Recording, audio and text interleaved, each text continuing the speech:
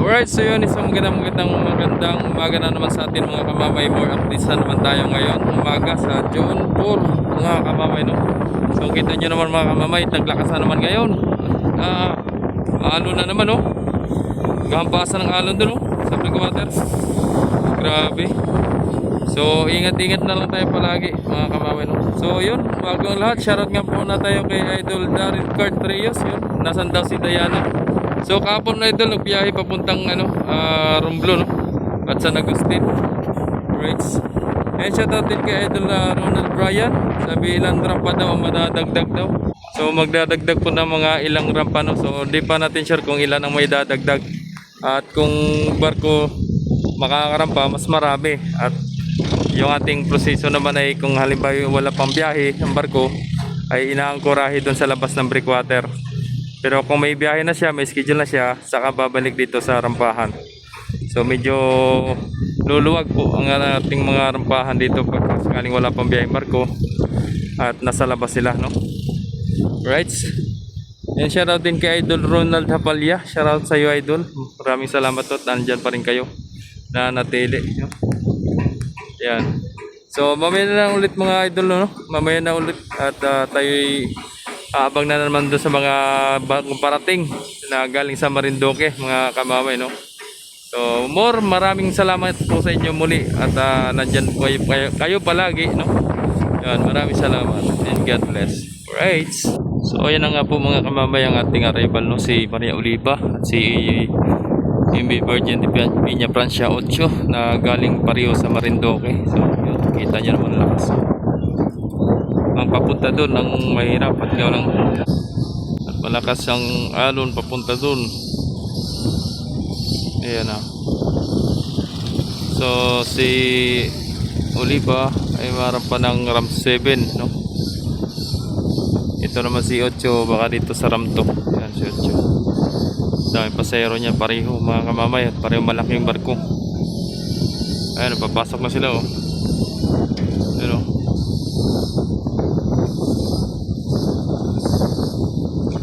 Labo ng aking zoom. Pang-abot yung dalawa. Nagpang-abot. Ikot pa yun si Maria Oliva. Mauna pa yun si 8 magrampa.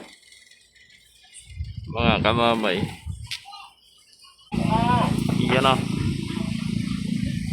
Baka magpang-abot.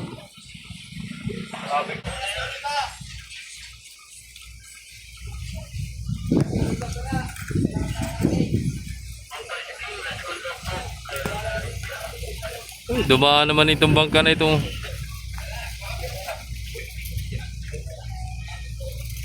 Dalawang barko pumasok.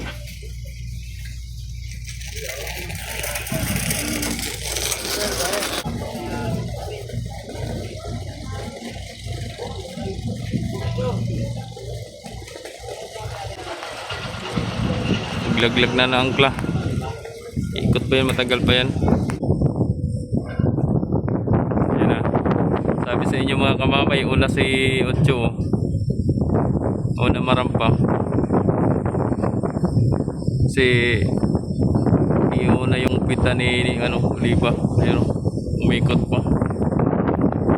So mauna talaga to si Super 8 ng Star Shipping Lines. Alright, so yun, comment kayo ulit dyan mga kamamay sa baba. Comment kayo dyan at pag nabasa ko dyan ay aking isa-shout out sa susunod po natin na vlog or bukas, no? Yan. So maraming salamat po sa inyong lahat sa pagtangkilik at sa pagsuporta sa aking mga video. Ayun. Ayan mga kamamay, medyo taglakas na naman ngayon at gawa ng mahabagat. Kita nyo naman, ang mga barko ay malikot at gawa ng malakasang alon. So di ko naman sinasabi na huwag kayong tumawid kasi malakas ang alon. Nasa inyo naman yan. Kung meron kayong travel ngayon or bukas, sunod na araw, ay ituloy nyo lang. At kaya naman ng mga barko natin yan. At malalaki naman ang mga barko natin dito sa Port of Lucena. At ihahatid kayo ng safe sa pinangunahan ng ating mga magigiting na kapitan ng mga barko natin dito. Alright. Nakarampa na si Ocho. Oh. Ram 6 pala, Ram 6. Maalon. Yan na mga kamay, naglabasa ng mga pasahero ni Ocho. Ayan.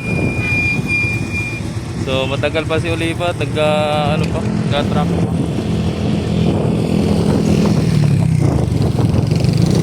Ayan.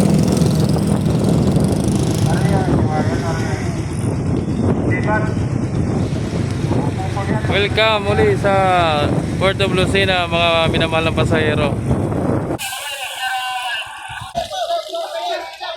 Sakay na kayo, sakay na. Pili na kayo ng bus.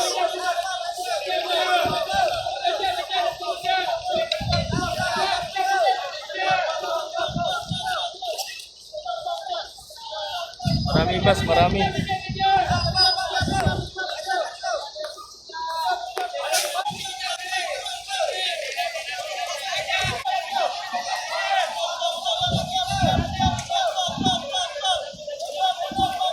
Cubao, Camyas, SM Perview. Ayan. Benja. LRT, Tap Benja. Yan ang mga biyahe dito ng mga bus, mga idol, mga kamamay dyan. Dami ko.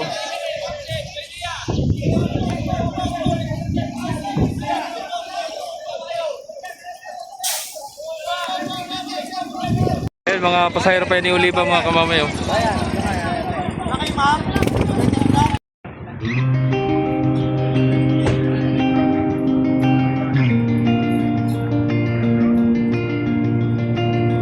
Mga kamamay, ito papalis na ito si Star Wars 8 mga kamamay, no? So kung napansin nyo, wala pong Montenegro na pabiyahe ngayon papuntang Marinduque.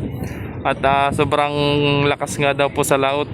So may parating po si Christina, hindi na po nila pababalikin sa Marinduque at gawa ng malakas nga daw po yung alon. At nagsigurado na po ang kabila para po sa kaligtasan po mga kamamay, ano? So mas magandang naman yung ganyan para sa pag-iingat po sa lahat, ano, lalong-lalo na sa mga minamahal na pasahero at hindi may lalagay sa alanganin, di ba? So mas better kung ganoon at maaga pa lang binibigyan na ng aksyon para hindi po umabot sa kung ano mang magiging sitwasyon ng isang barko. Kaya safe palagi. Alright. So antayin lang natin mga kamami, palis itong si 8. Si 11 nandiyan na rin, si 11 galing doon sa angkorahe, no? At nag-angkorahe yung kanina, hindi naman nagmarinduque. Pagkagaling siguro sa Romblon kagabi or madaling araw ay nandiyan na sa angkorahe. So tapos na mag-watering bunkering, nagpapasok na ng mga tracking niya. So yung mga panaka ni Onse, mga kamamay, papuntang Romblon, no?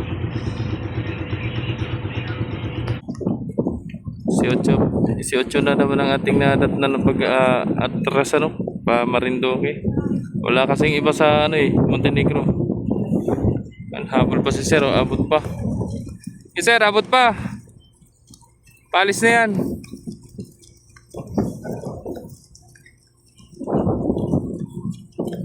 Ay, si nanay, oh. Dadaan lang po, nanay. Abot naman kayo. Dadaan lang. Wag nang tumakbo.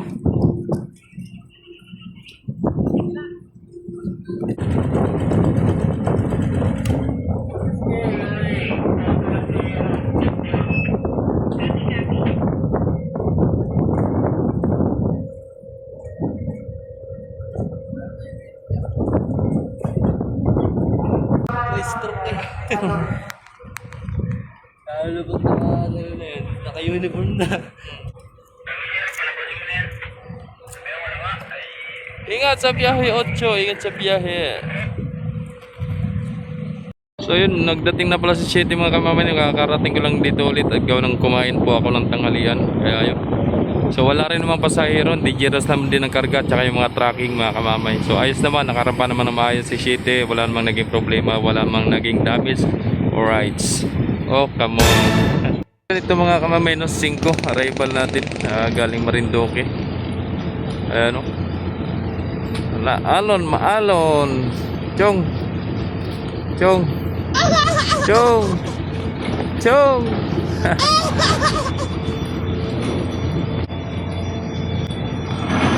Kaya oh. Ulo. Lundag.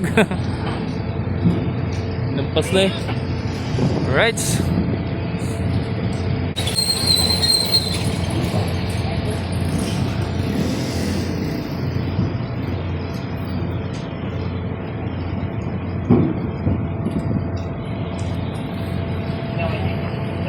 So mga kamamay, mabiyahin na pala si Maria Oliva ngayon para Romblon mga kamamay, no.